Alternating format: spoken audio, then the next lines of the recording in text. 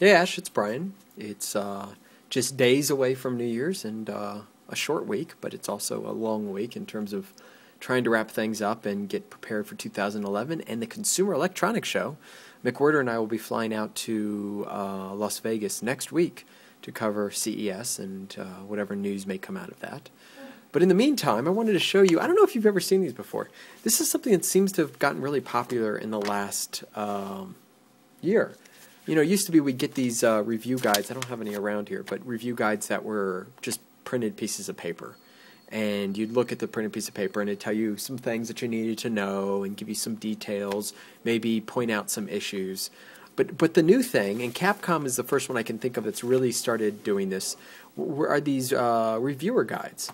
And so Capcom did some, and I printed some of them or posted some of them on Kotaku. But some I haven't posted include this Splatterhouse guide.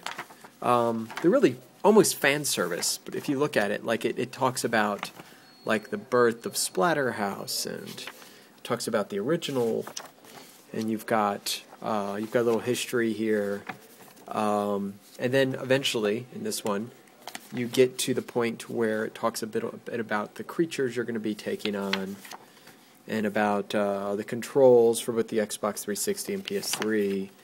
And then you've got how you can do combat, and some of the weapons that you'll be using in the game. And then there's an interview here with the producer, with the art director, and then they even talk about some of the events leading up to the release of the game. And some stuff. Look at this, I didn't even know there were Splatterhouse shoes. That's kind of cool. Anyway, ooh, and check out that skateboard. Hold on, a longboard. Nice. Epic Mickey has some neat stuff in it too.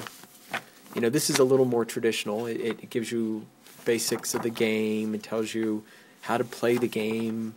You know, paint and thinner. Talks about the sketches. So this is almost like a giant instruction manual, which is the thing I find so ironic. So they put all this effort into creating these wonderful guides for how to play the game, how to understand the game.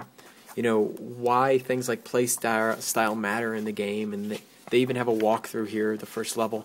And yet, when the game comes out, often these games don't come with instruction manuals anymore. So it's like all that effort that went into creating instruction manuals are now going into creating these things that a very small group of people see. Granted, the group of people who end up writing the reviews and will perhaps have influence on the sale of the game, but I think it'd be nicer if they actually you know, use some of these things in the instruction manuals. Maybe beef up those instruction manuals again. I'm all for instruction manuals. Not only do I want instruction manuals in games, I want cloth maps and dice and little bric-a-brac included with my games. Let's start a movement.